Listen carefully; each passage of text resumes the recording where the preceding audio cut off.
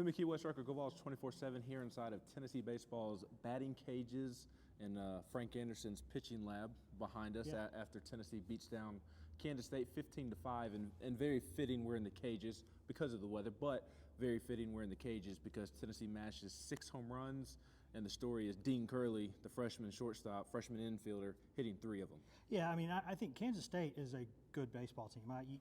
You saw that, and you still saw that's a pretty solid baseball team with a couple guys who are going to get drafted. I don't care what the numbers say. The pitcher they threw tonight is a good pitcher. That guy is a lefty who is not a comfortable at bat for lefties. Tennessee got him out of the game, eventually, and that really opened things up.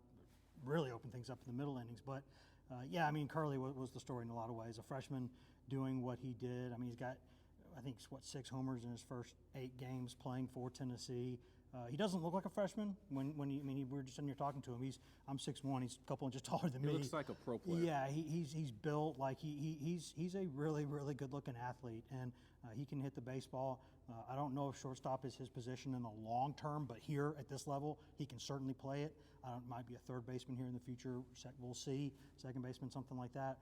But man alive, his short, compact swing, powerful kid. Big future here. Yeah, and enjoy him because he's a 2-year guy. Yeah, he gone. This year, next year, and he is off. He was somebody that they were worried about with the draft, not a tremendous worry, but a worry. And he was the baseball equivalent of a 5-star to what you see in football and basketball. Yeah. And you talk about his athleticism at his size, and the 5-star ranking backs that up. But he was phenomenal. 3 home runs, a grand slam, a 3-run homer, a 2-run homer. The 6th Vol ever to hit 3 in a game, the first to do so since Evan Russell, who did it twice in 2021. He's the first freshman to do so ever. 9 RBIs, which is ridiculous. And 1 away from Joe Randa's record, right? Yes, and that 1 almost happened on that 4th swing, almost punching that 4th homer out of the stadium, flew out to the wall. And if it wasn't raining, that one would have carried over. It absolutely would have. I mean, off the bat, the guys in the dugout almost always know. And if you've played ball, you kind of know when a ball's off the bat. Like, you can use the sound, the trajectory. That looked like off the bat, it was gone. I don't blame the guy doing the TV for thinking that it was gone for a second, because I did too, and the dugout's just ready to go nuts. But it's raining, the wind's kicking in a little bit, a little chillier. It gets held up. So that's unfortunate, but you know what? That swing, he might have another 3 or 4 homer game here. He absolutely might. He's such a talented all-around player too. He's originally committed to USC as a pitcher out of high school. He's got a huge arm, and he's just a strong kid. And I'll tell you, he and Antigua, some of these freshmen can play. Man, they can play. Yeah, and the good news, you touched on this, is it wasn't against Southern Indiana. No offense to Southern Indiana. It wasn't against Albany. It was against a really good Kansas State team that flirted with the NCAA tournament last year and is probably going to make the NCAA tournament this year, and did it against their ace. And it wasn't just Dean Curley. Dylan Dreiling turned the tide.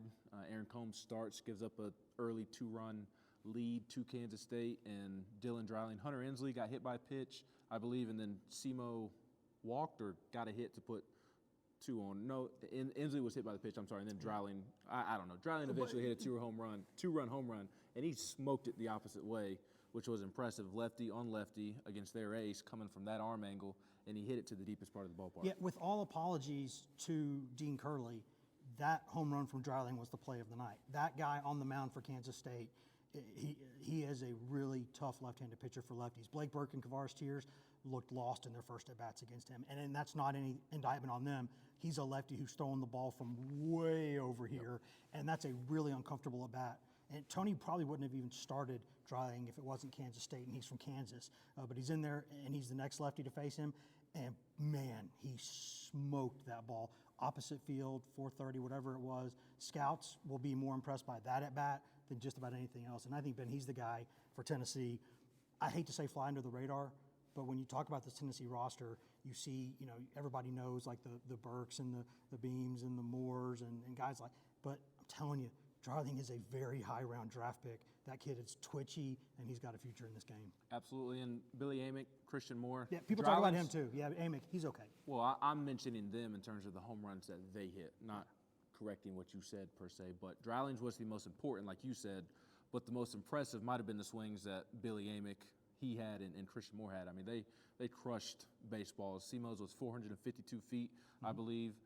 Billy Amick's was so high that TrackMan could not register it, but we think it was 438 feet. So they continued to swing the bat well. Good to see Ariel Antigua get in there, and that's kind of the irony of Dean Curley popping off, because in my opinion, if Ariel doesn't get hurt, he is probably the opening day shortstop.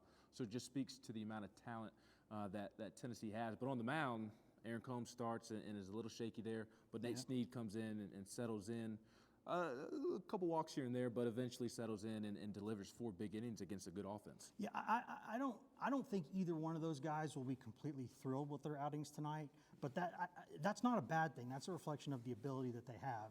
And Combs, even in that first inning, he could not locate. He was struggling, and he still got 3 backwards Ks in that inning against a good lineup. So, I mean, his stuff is just nasty to face. And then Snead, he was a couple ticks down on his velo tonight, it seemed like, throughout the night, but he kind of got settled in.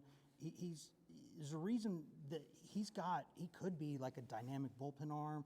He could be a starter. I always said that I thought Ben Joyce could have maybe been a starter if things had gone differently. But Snead's a guy, I mean, we talk about, a guy like, Causey as a Swiss Army knife. Snead's the other one. Like the options that you have with him going into an SEC weekend are huge. He is a very, very talented kid. Absolutely. Big win. Very nice, impressive win for Tennessee tonight. They'll be back in action with a second midweek game tomorrow night.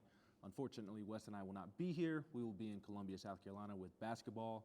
Alabama should be losing this very minute, going final to Florida. They're going to lose. It's just a matter of when it officially ended. Florida was up 17, 18 points when we checked before we press record. So that means that Tennessee basketball, with a win over South Carolina tomorrow night, they are the outright SEC regular season champions. So we will be in Columbia.